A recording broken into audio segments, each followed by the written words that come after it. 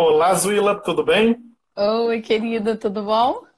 Tudo ótimo. A gente abre um pouquinho antes das 8, que dá tempo de ajustar, fazer os testes, tudo direitinho, e a gente começar. Como é que você está? Tô ótima, prontíssima para o nosso bate-papo de hoje. E vai ser ótimo, como sempre, tenho certeza. Então, beleza. Mais um minutinho para a gente começar pontualmente às 8 horas, já dando as boas-vindas do pessoal que está entrando aí no canal, já temos pessoas aí acessando. Sejam todos muito bem-vindos ao nosso bate-papo de hoje, que é criança e dinheiro. Uma parceria que funciona? Então, será que funciona, Zuila? Eu acho que super funciona, né? E quem já tiver É, alguma dúvida, alguma pergunta prévia sobre o assunto, pode escrever aí que a gente anota. A gente tem um tema, duas perguntinhas prontas, né, Dalton? uhum, Para embasar o nosso bate-papo, mas se vocês tiverem outras perguntas, fiquem à vontade que a gente está aqui para falar sobre essa parceria. isso aí. Inclusive, a gente fez uma live no início do ano, acho que lá para fevereiro, mais ou menos, sobre o tema inteligência emocional e educação financeira para as crianças, que estão aí pelos nossos YouTubes, Instagrams, pelas nossas redes sociais aí. Quem quiser, é só perguntar aí que a gente manda os links aí, dá os acessos para vocês Isso poderem aí. assistir a que a gente fez no passado. Então, no meu relógio aqui, 8 horas em ponto. Vamos começar? Vamos embora. Tem que ser pontual com Então, quem está aqui, né? isso aí. Então, Zuila, muito obrigado aí pela disponibilidade para a gente fazer esse bate-papo novamente. Você que é especialista aí em educação infantil e dos adolescentes, inteligência emocional, comportamental deles. Vai ser um prazer aí aprender com você e trocar umas ideias contigo. E agora vamos falar já no papo reto, que eu gosto sempre, né? Uhum, Preciso contar que você é que me orienta com o meu adolescente em casa. Eu tenho um filho de 13 anos e o Dalton que me socorre com essas questões financeiras voltadas um pouco antes para a infância, né? E agora para a adolescência, porque realmente muitas vezes eu não sei como lidar com essa questão financeira com o meu adolescente, né? Que é esse que eu tenho em casa de 13 anos. E é um desafio unir as duas coisas, por mais que eu tenha me especializado no uso da PNL, que é a Programação Neurolinguística, na educação infantil. Essas questões financeiras são uma dúvida, né? A gente precisa realmente uhum. dessa troca de especialista para poder juntar isso tudo e chegar a algum lugar melhor do que a gente chegaria sozinho, né? Isso aí. Então, Então tem vamos uma lá, vamos às pergunta. perguntas? Eu tenho uma pergunta. Eu sou a perguntadeira Sim. da história. Ok. Pergunta que eu já te fiz, que agora a gente vai compartilhar com todo mundo aqui. Você acha que as crianças não valorizam o que elas têm porque elas não sabem o real valor das coisas? Ou seja, o valor financeiro, porque é muito clichê, os pais normalmente falam: ah, meu filho não valoriza o que tem, não valoriza o videogame, não valoriza as férias, né? Até as coisas mais Uhum. abstratas, né? Não valoriza o telefone que tem. Enfim, não valoriza tudo que tem. E a minha pergunta é: eles não valorizam porque eles realmente não sabem quanto custa ganhar e o quanto custa comprar aquilo? Essa é a minha Então, pergunta. vou responder essa sua pergunta, mas antes vou trazer uma nova pergunta. E será que os pais valorizam o dinheiro, sabem o valor do dinheiro? Só para você ver, uma pesquisa que eu fiz um pouquinho antes da nossa palestra, para atualizar, hoje mais de 60% dos brasileiros estão com algum tipo de dívida, sendo que 25% já estão com o nome sujo, ou seja, já estourou o prazo e estão inadimplentes. Quando você convidar 4 amigos na sua casa para fazer um lanche, para bater um papo, pelas estatísticas, um deles está com o nome sujo, está ferrado na praça. Então, ou seja, não é somente a criança. A criança, o cérebro dela, a parte cognitiva, ainda está em desenvolvimento, o neocórtex, que é aquela parte racional. Alguns neurocientistas apontam que ele fica completamente formado aos 24 anos e outros apontam que aos 30 anos. Então, a criança, ela, a partir dos 7 anos, começa a ter um discernimento para a gente poder começar a falar com elas sobre dinheiro.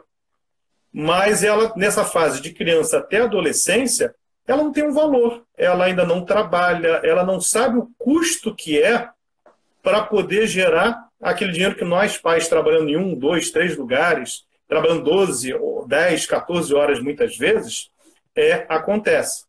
Então, o que acontece? As crianças, não é que elas não valorizem, elas ainda estão num processo de aprendizagem, que é muito importante, a orientação dos pais. E como é que as crianças aprendem? Como é que o ser humano aprende? Através da repetição. Repetição é a mãe da aprendizagem. E também através da emoção. Utilizar a emoção para o aprendizado.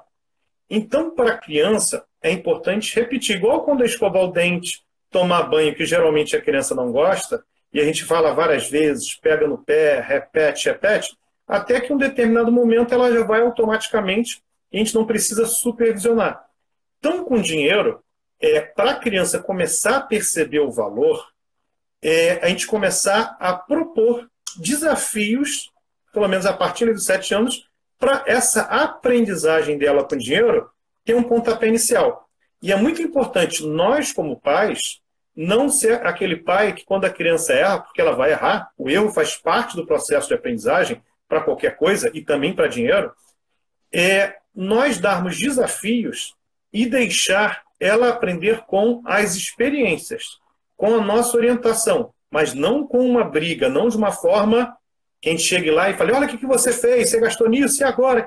Não, orientar, falar, olha, filho, você vai ter esse dinheiro nesse instante, pode ser uma semanada, quinzenada, mensal, legal. Quando a menor a idade da criança, ela tem assim, uma percepção do tempo diferente. Então, se é uma semanada de 10 em 10 dias, 15 em 15 dias. E explicar para ela o que ela vai fazer com aquele dinheiro, para que aquele dinheiro que você está dando para ela serve e o que ela não vai precisar. Por exemplo, você sai com seu filho, vai almoçar fora, você não vai colocar ele para pagar a parte dele. Mas para ele comprar o brinquedinho dele, para ele fazer um lanche, para ele comprar álbum de figurinha, para ele, enfim, fazer as coisas que ele quer, você vai destinar para que serve aquele dinheiro da mesada, semanada, quinzenada. Acho que você quer fazer uma pergunta. Não, daí eu lembro de uma história. Que eu gosto de contar história, Sim. né, Dom? Claro. Eu vou exemplificar, porque de repente alguém que está ouvindo a gente tem o mesmo dilema que eu tenho um filho tão perguntador quanto o meu também, né? Eu lembro que eu te perguntei algum tempo atrás como é que eu fazia com o Johan. Ele tinha, acho que uns 10 anos, né? E eu cheguei para você e falei, olha, comecei a dar mesada para ele e aí conversei com ele a importância dele separar um dinheiro, como é que ele ia fazer. Isso tudo que você falou, eu dei toda a orientação para ele. Tinha 10 anos, eu peguei, orientei e falei, olha, você tem que guardar uma parte do seu dinheiro, outra parte você usa dessa forma, porque quando a gente fica adulto, fiz uma ponte ao futuro com ele, que é um recurso que a gente usa muito na PNL. Fiz uma ponte ao futuro e falei, na sua fase adulta, você vai precisar ter um dinheiro para diversão, ter um dinheiro para as contas fixas, ter um fundo de reserva. Comecei a explicar tudo para ele. Por quê? Eu dava mesada e ele gastava tudo em carta Pokémon. E aquilo começou a me incomodar. Então, sentei e fiz todo esse enquadramento, conversei com ele. Ele virou para mim e falou, já que eu vou ter que me preocupar com isso tudo quando eu for adulto, deixa eu gastar meu dinheiro enquanto eu sou criança. E aí é difícil lidar com isso na hora, né? O que eu fiz na hora? Tá suspensa a sua mesada e por tempo indeterminado até eu decidir o que eu vou fazer, porque eu não sabia o que fazer. Aí o que eu fiz? Liguei para você e falei, Dalton, me ajuda. Aí você falou essa questão do tempo e eu lembro claramente que eu fiquei um tempo sem dar mesada para ele, depois eu voltei com a semanada, que funcionou muito pra gente. Então, às vezes, essa coisa da imaturidade financeira, eu acho assim, a maturidade emocional pode ser uma e a maturidade financeira pode ser outra.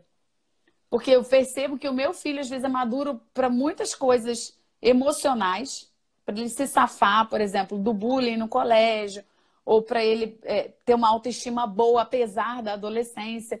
Mas com as questões financeiras, ele ainda não está amadurecido o suficiente. O tempo dele ainda está mais ajustado para a semanada, entendeu? Ele consegue pensar por semana melhor do que por mês.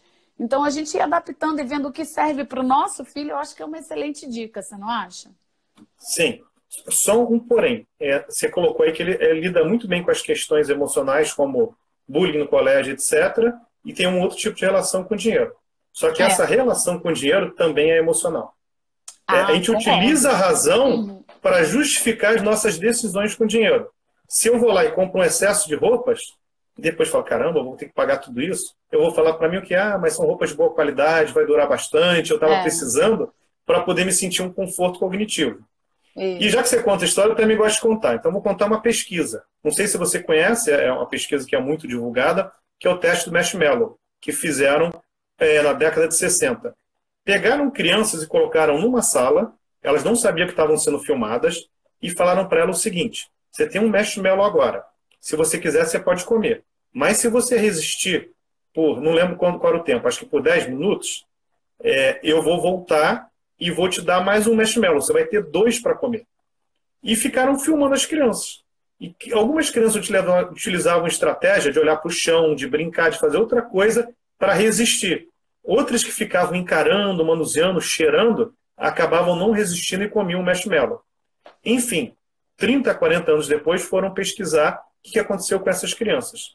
Aquelas que resistiram ao marshmallow, adiaram a recompensa imediata para poder ter uma recompensa maior, elas estavam emocionalmente mais bem estruturadas na vida, questões até subjetivas como felicidade, elas eram mais felizes, e elas financeiramente estavam muito melhor do que aquelas que comeram marshmallow. O que eu estou querendo dizer com isso? Que para as nossas crianças é importante a gente criar estratégias motivacionais para que ela também poupe um pouco. Você pode fazer o seguinte, eu já falei uma vez, Renato, meu filho, papai está duro esse mês. Se o papai te der a mesada, não te der a mesada esse mês, ele vai te dar a mesada no mês seguinte, 2 vezes o valor que você ganha, e ainda vou colocar 20% a mais como uma punição para o papai para estar te pagando atrasado e para você um prêmio por você estar recebendo. O que você acha? Aí ele falou, pô, pai, gostei. Então fui lá, e mesma coisa, quando ele já pediu alguma antecipação, eu falei, só que sua mesada, mês que vem, vai voltar, vai ser um valor menor, porque você vai me pagar juros desse dinheiro que eu estou te antecipando. Também criar formas de celebrar, falar, filho, o que você realmente quer muito para você? Agora ele falou que é o FIFA 20. Então vamos fazer um plano de você juntar esse dinheiro para comprar o FIFA 20? Eu até conto uma história minha, já até contei para você, que para mim poupar ficou muito fácil, que além do meu pai repetir muito quando era criança, o que eu fazia? Eu juntava o dinheiro na mesada e perguntava, pai, quando vai vir a próxima mesada? Não era uma cobrança, era só para eu saber quando estava chegando, para eu começar a gastar um pouco mais aquilo que eu tinha poupado. O que eu fazia? Juntava uma mesada de um mês, por exemplo, 70% dela, juntava mais 50% no mês seguinte, dava para minha mãe e falava, olha, eu quero um brinquedo, quero ser surpreendido por esse brinquedo. E quando era criança, na época, 7, 8 anos, quando vinha aquele brinquedo, era uma emoção de um jogo que eu ia brincar, era uma diversão. Então, eu via a recompensa em poupar. Quando eu estou adolescente, eu sempre fui poupador. Eu poupava na época da poupança. Tinha poupança da Caixa Econômica, algo normal para a nossa geração. E quando eu cheguei à adolescência, com 14 anos, eu raspei e comprei um aparelho de som, que na época era double deck, 2 fitas cassete. A nova geração nem sabe o que é isso. Tinha lá para tocar disco, rádios, microfone. Era um aparelho assim de outro mundo. E que foi meu grande companheiro na adolescência. Antes de dormir, acordado, fui conhecer várias bandas ali, fitas, e através do rádio, ali, várias músicas ali. Então foi uma recompensa muito grande que eu tive por ter juntado aquele dinheiro na época infantil, para quando chegar na adolescência, ter tido dinheiro para comprar um som. Então é muito importante trabalhar. Tem uma coisa que eu acho importante a gente adaptar para essa nova geração. Aí, trazendo para a questão comportamental das crianças, né? São as recompensas menores que você adquire ao longo da jornada até chegar na recompensa maior. Porque é muito comum ver até adultos mesmo, né? Mas as crianças principalmente, desistindo ao longo da caminhada porque não consegue fazer essa projeção ao futuro. Sim, então, fica muito longe. É difícil. Às vezes você vira para um adolescente e fala assim, daqui a 5 anos, onde você quer estar? Né? Daqui a 3 anos. E às vezes ele consegue vislumbrar um lugar, porque o colégio está muito focado em Enem, mas só aquele lugar que vislumbraram para ele. Não foi ele que visionou aquilo. Então eu acho que fazer esse trabalho de alimentar com pequenas conquistas, não precisam ser coisas materiais, mas tipo, ensinar a criança a se parabenizar, a reconhecer Celebração. que foi bem, né? A celebração, Uhum. seja gastando um dinheiro, por exemplo, meu filho gosta de milkshake. Então, Uhum. seja gastando um dinheirinho naquela semana com milkshake, porque ele quer celebrar de alguma forma. Tipo, a gente fala assim, vamos tomar uma cerveja? Ele vai tomar o milkshake dele para brindar, para comemorar. Porque naquela semana ele estava mais próximo da meta dele. Mas, enfim, arrumar as pequenas formas de celebrar para que não Sim. espere tanto, para que a jornada seja divertida Sim, e seja atraente. prazerosa. Seja Sim. Prazerosa. Porque se Sim, quando a você gente fala... sofre... Desculpa. Não, pode falar. Não, se a gente sofre muita privação para conseguir algo incrível no final, eu acho que quando a gente alcança esse algo, ele deixa de ser tão incrível, porque a jornada foi muito sofrida. Sim, é fundamental isso que você falou. É importante a gente orientar as crianças primeiro, no curto prazo, médio e longo. Eu dei um exemplo do longo, que foi meu aparelho de som. Só que eu não fiquei a vida inteira poupando e não fazia nada. Eu ia ao cinema, eu gostava muito de álbum de figurinha, gostava de futebol de botão, então eu gostava de bonecos. Então, é muito interessante a gente mostrar o que você quer de curto prazo. Vamos conseguir aquela coisa no mês. E não é só pensar no longo prazo, é ter aqueles pequenos prazeres do dia a dia, que isso serve para adulto também, para não ser um processo de sofrimento. Surgiu uma pergunta, que já passou, mas eu peguei aqui, qual a idade ideal para começar com mesada, se eu não me engano? Foi aí, aos 7 anos? Sim. É a Thaís que perguntou.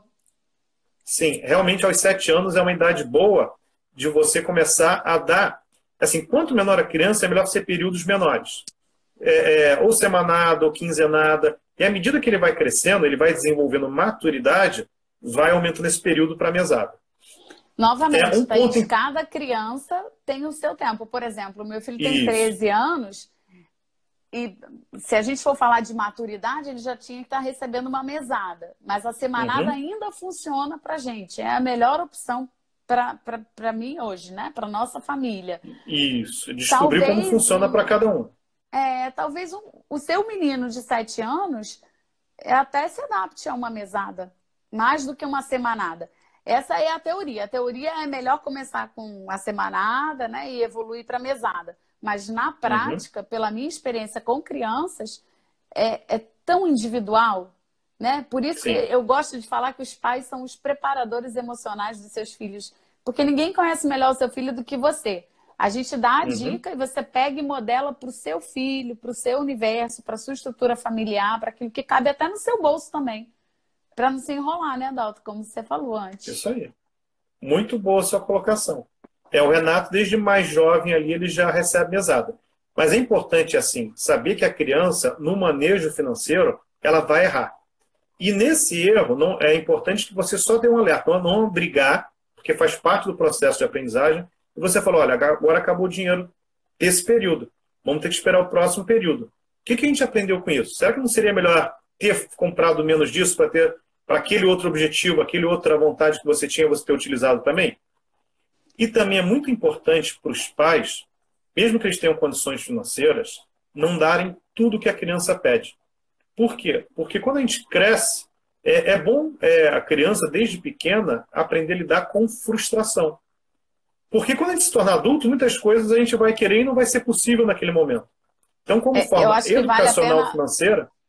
Uma observação no dedo. Claro. Eu acho que vale a pena. Uma observação. Que a gente não deve gerar frustração. A gente só deve permitir... Isso aí é questão emocional que eu estou fazendo um adendo, porque eu já tive essa pergunta de alguns pais, né? Tem uma vertente aí de pais que acham que tem que gerar frustração nas crianças. Não. Mas a frustração que a vida trouxer é bem-vinda, porque educa. Foi isso que você quis dizer, não foi, Dalton? Isso, tem que trazer a experiência de que ele vai falar, eu quero isso, quero aquilo, mesmo se tenha condição financeira para ter, para ele saber que isso é para ele poder dar o valor. Porque o que acontece? Como é que a gente valoriza alguma coisa? A gente não trabalha, a gente não sua, a gente não faz um esforço para poder comprar aquele objeto, aquela experiência, seja uma viagem. Agora, imagine o seguinte, se a gente recebe, por exemplo, um carro, aquela pessoa, geralmente, generalizando, quando recebe um carro, um adolescente, ganha um carro lá aos 18 anos, ele não dá o mesmo valor do que aquela pessoa que, de repente, precisou de ter um tempo a mais e juntar pelo menos parte do dinheiro, ter um esforço e comprou o carro aos 20. A percepção daquele objeto, generalizando, para aquele que se esforçou, que trabalhou, que desenvolveu, que poupou, teve um aprendizado nessa experiência muito maior do que aquela pessoa que chegou aos 18, pai, vamos lá, dá um presente aí. O que acontece muito, Zuila, é que os pais hoje, por uma questão de serem multitarefas profissionais, é um mundo que exige muito da gente, muitas vezes eles se tornam ausentes. E eles procuram compensar essa ausência com bens materiais. Fala, pô, já que eu não posso estar com meu filho da maneira, o tempo que eu gostaria, curtindo a experiência com ele, então deixa eu dar alguma coisa aí para poder compensar. Isso é um perigo também. Então, até na sua pergunta que você fez, né? E sobre valorizar, é importante, sim, a criança aproveitar as coisas de curto prazo, é importante, vai ter momentos que a gente vai sair, a gente vai bancar tudo, mas a gente ajudá-la a construir um processo de poupança para aquele objetivo maior.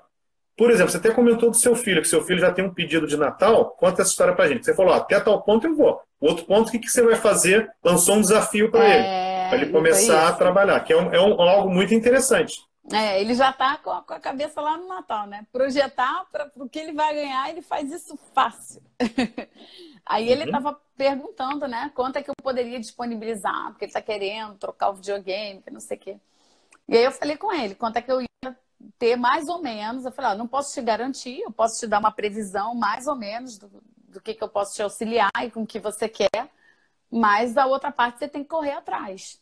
E o que você vai fazer? Qual é o teu plano para conseguir? Né? Além de pedir, né? Porque ele vai pedir um dinheirinho para mim, um dinheirinho para o pai dele, mas além de pedir um dinheirinho de Natal para chegar no objetivo, só com o que a gente vai dar ele não vai conseguir, né? Então, qual é o plano para ele chegar até lá?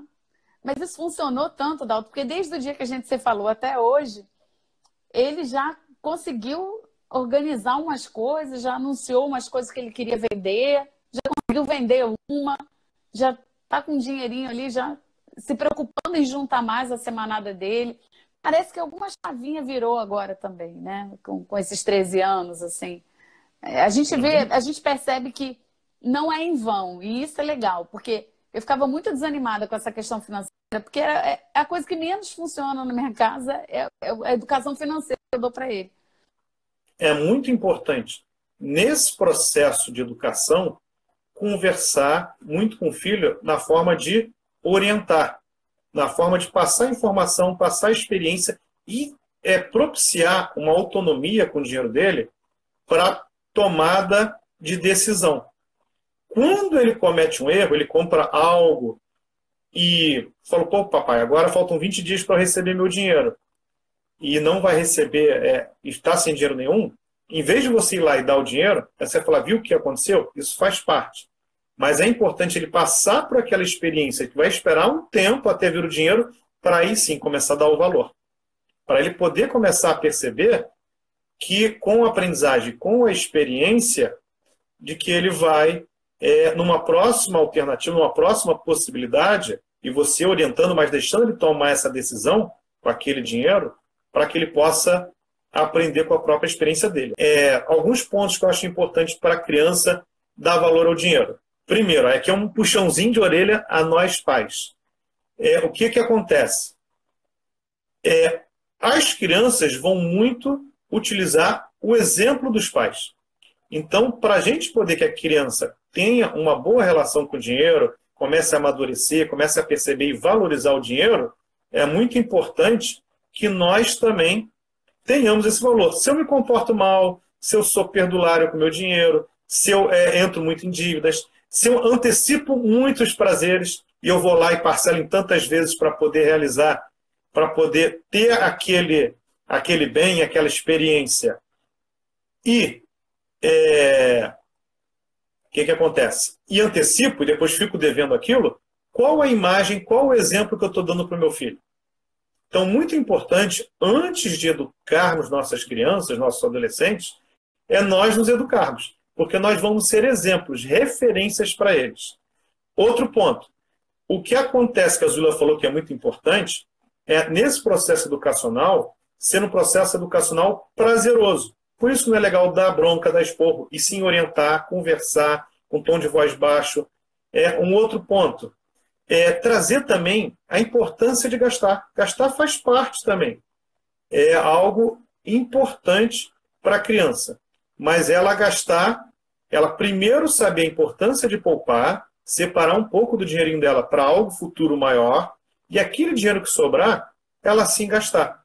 Ela poder gastar com as experiências, com os brinquedos, enfim, com os passeios, com chocolate, com picolé, com bala, com aquilo que ela gosta. Então é saber os dois, saber andar de mãos dadas, o poupar e o gastar. Gastar também é importante nesse processo, mas gastar com o que você tem, com sabedoria, que isso a criança vai desenvolver no médio e longo prazo. Então, pessoal, como a gente estava falando para a gente fechar essa questão do dinheiro e criança, uma parceria que funciona, funciona, mas é importante, desde pequeno, por exemplo, vai fazer uma compra, vai pagar no cartão, a criança não tem noção que existe um dinheiro a ser gasto ali, porque ela não está vendo o dinheiro. Então, conversar com ela quando você faz, hoje cheque é difícil, mas cartão é muito comum, você explicar para ela que, olha, papai, mamãe está fazendo essa conta porque trabalhou, tem um dinheiro guardado no banco, que aí vai ser debitado de lá, e esse dinheiro é finito. Então, para a criança começar a perceber, isso não parece que é algo mágico, que vai digitar alguns botões, vai digitar uns números e o dinheiro aparece. E deixar a criança, a partir, pelo menos de 7 anos, com o dinheiro próprio, tomando as decisões sobre o que vai fazer com aquele dinheiro. E você sempre orientando, porque é normal nesse processo de aprendizagem, principalmente ela que está com o sistema límbico, que é o sistema emocional, muito à flor da pele, não tem um neocórtex ainda desenvolvido, que é a parte da razão, ela vai tomar muitas decisões por impulso.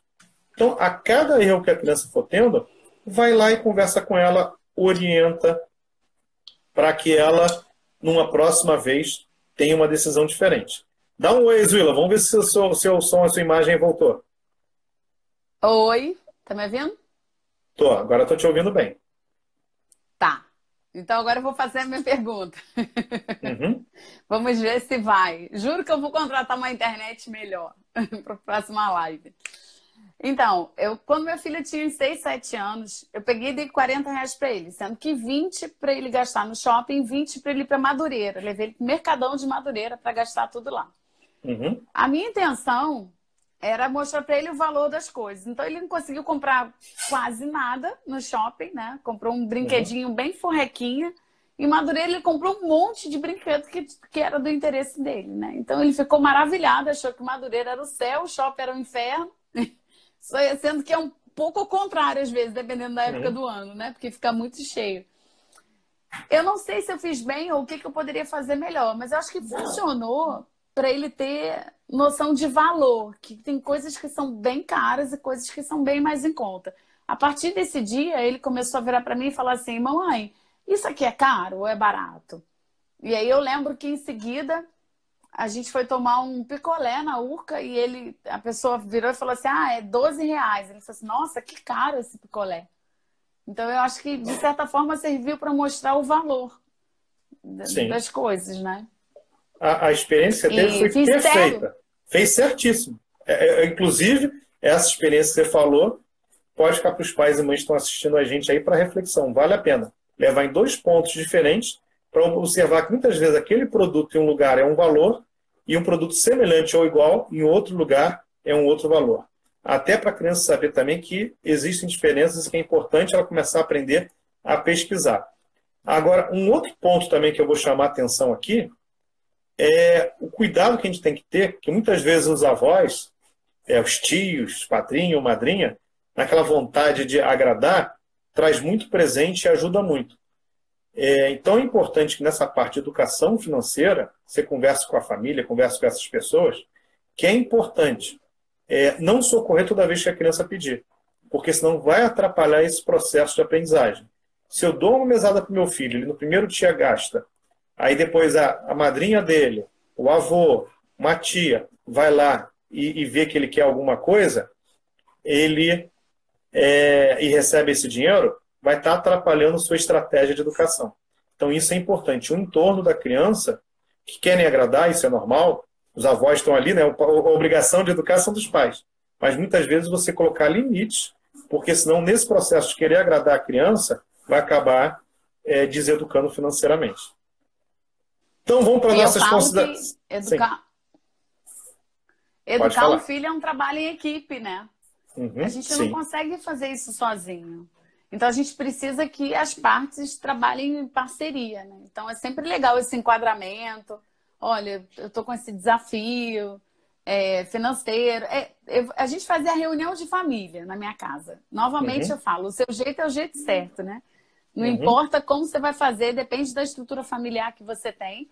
Mas o que importa é que você pense, ele chegou, o filho passou aqui atrás. O importante é que você pense como vai funcionar para você. A gente fazia uma reunião de família, conversava eu, minha mãe, ele, e dizia o que estava acontecendo na vida dele, né? Então, assim, ele tem uma meta, a gente vai fazer isso, ele está juntando dinheiro para isso, né? Se a avó quiser realmente colaborar, se não quiser, ela vai dar até mais dinheiro para atrapalhar, né? Mas, se for uma avó que colabore, isso funciona, porque é um trabalho de equipe criar um filho, né? A gente não consegue fazer isso sozinho, de jeito nenhum.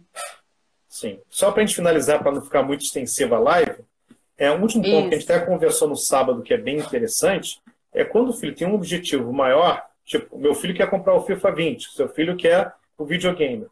A gente ajudar a desenvolver com atividades, não atividade de arrumar casa, isso daí, porque isso daí é outra coisa, é um outro papo.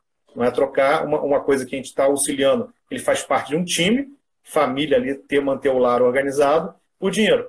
Mas algumas pequenas tarefas, ajudar. Antigamente tinha muito o projeto Pequeno Aprendiz, que começava com 14 anos de idade, que a criança ia lá fazer alguns trabalhos e recebia o dinheiro dela, já começava a gerar renda.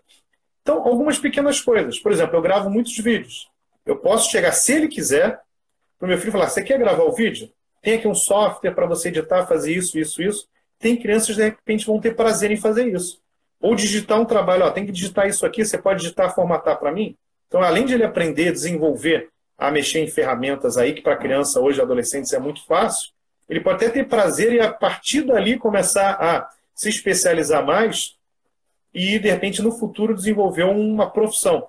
Mas a gente trocar algum trabalho que a gente precise, que não sejam esses domésticos, como eu frisei antes, por uma renda.